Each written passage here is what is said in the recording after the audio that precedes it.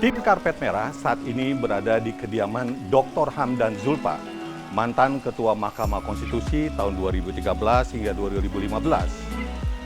Saya ingin berbincang dengan Pak Hamdan tentang berbagai hal yang menyangkut pemilu 2024, terutama nasib Indonesia pada pemilu 2024.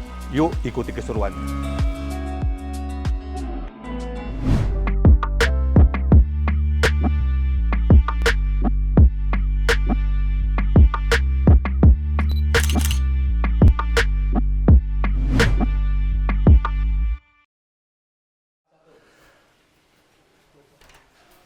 Assalamualaikum. Waalaikumsalam warahmatullahi wabarakatuh. Apa kabar? Stian, apa kabar? Udah lama nggak ketemu. Udah lama kita ketemu.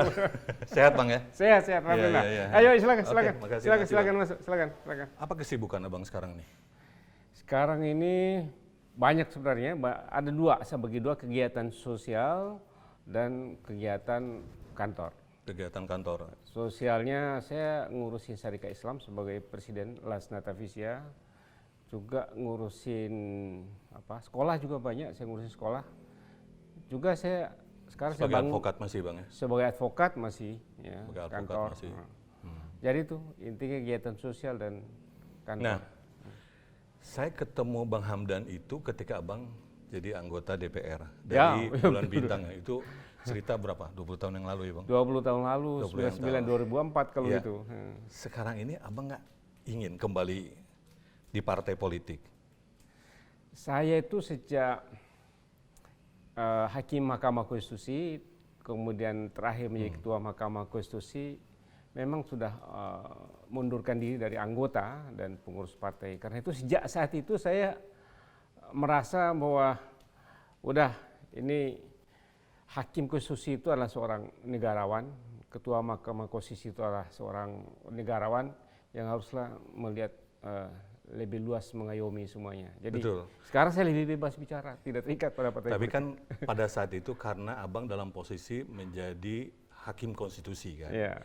Nah setelah itu artinya kan punya kebebasan dan punya hak politik.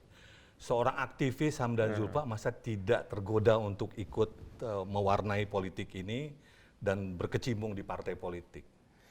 Iya, jadi saya merasa bahwa sebagai seorang mantan hakim Mahkamah Konstitusi dan Ketua MK, ada merasa bahwa ya sudah kita berpikir tentang bangsa dan negara, tidak lagi tersekat oleh partai politik. Walaupun saya menyadari bahwa partai politik tetap juga urusan bangsa dan negara. Betul. Tapi ada aktivitas lain juga yang bisa memberikan sumbangsi kepada bangsa dan negara. Banyak.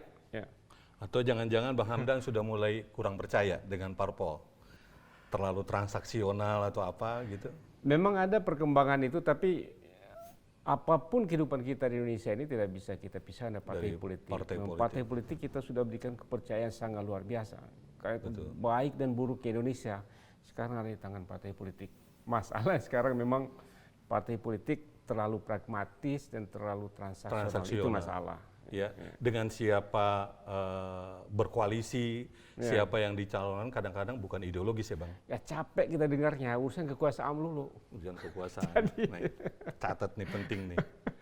Oke Bang, mau konfirmasi, betulkah Abang pernah dicalonkan untuk menjadi ketua umum sebuah partai politik Islam?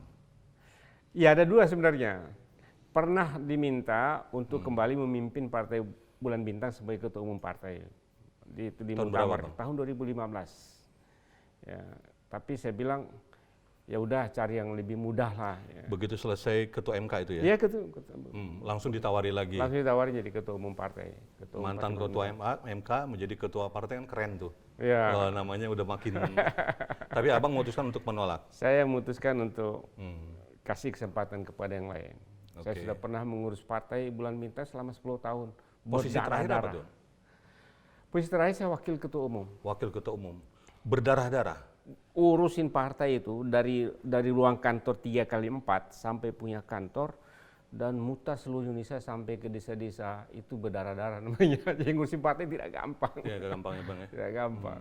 Jadi saya pernah merasakan itu dan sampai jadi anggota DPR dan pernah 2 kali tidak terpilih kembali.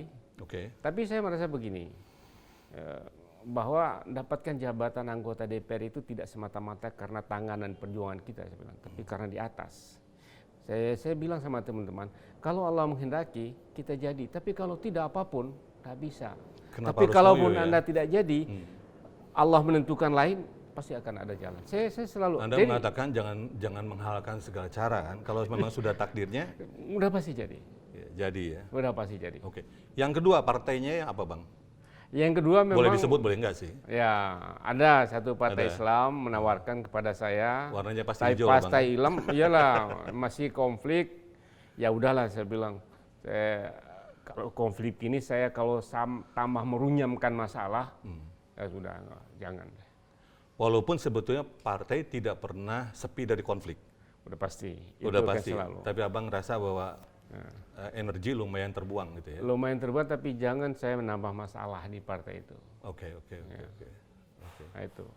Oke bang, Bang Hamdan identik dengan tokoh Islam gitu. Yang ingin saya tanyakan, kalau kita belajar dari sejarah di era Bung Karno, posisi partai Islam itu cukup istimewa bang. Ya, Ya kan? betul. Tapi kemudian masuk ke Orde Baru hingga saat ini posisinya justru makin termarginalkan gitu loh. Ya. Bahkan ya boleh katakan ada yang tidak lulus electoral threshold gitu kan. Ya. Ini kenapa bang fenomena seperti ini? Padahal mayoritas kan masyarakat Indonesia, penduduk Indonesia adalah kaum Muslim. Ya, Apakah kurang relevan atau bagaimana?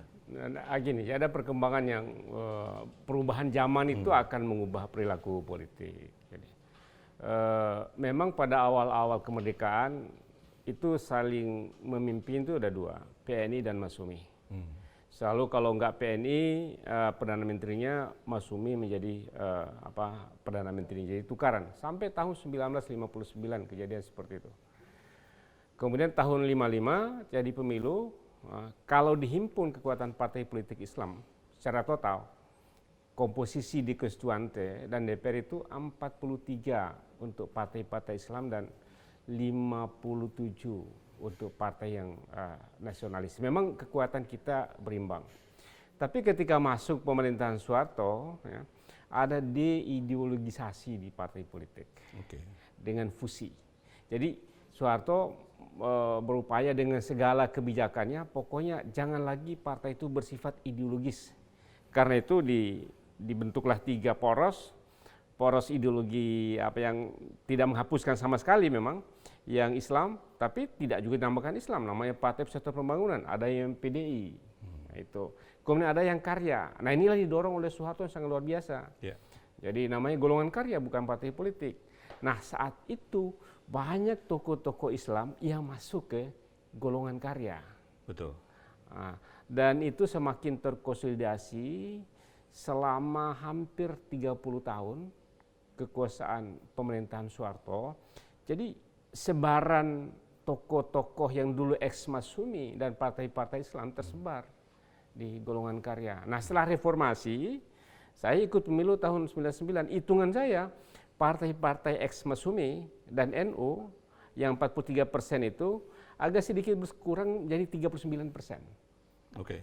39% gitu, kekuatan itu. Nah kemana? Itu ke Golkar. Ya, ke Golkar dan partai-partai lain yang karena akibat deideologisasi oleh Soeharto. Jadi karena itu perkembangan selanjutnya memang begitu. Jadi ada Partai Bulan Bintang, P3, PKS, dan ada PAN, ada PKB. Sekarang kekuatannya secara terkonsolidasi masih lebih 20%. Jadi betul. Sama aja sebenarnya. Tapi yang mereka kan tidak berkumpul dalam koalisi Islam. Tidak, artinya tercerai-berai. Ya. Ke depan 2024, prediksi Abang, partai yang mengusung ideologi Islam atau berbasiskan pemilih Islam akan seperti apa? Tidak lagi terkonsolidasi, Jadi ini politik kita semakin cair. Ke depan semakin cair. Tidak lagi yang ini yang Islam, ini yang nasionalis semakin cair. Karena misalnya PDI yang basisnya PNI justru akan saling membutuhkan dengan kekuatan Islam, begitu juga sebaliknya. Yeah. Jadi bagi saya ini perkembangan bagus bagi kebangsaan kita ke depan. Jadi ideologi yang tajam itu sudah kita tinggalkan. Jadi basisnya sekarang adalah basis pembangunan bangsa, tapi saling berebut pengaruh itu ya. Misalnya nilai-nilai Islam masuk kepada partai-partai, PDIP pun sekarang mulai mengakomodir begitu. Jadi sekarang mulai cair. Oke, cair. Ya.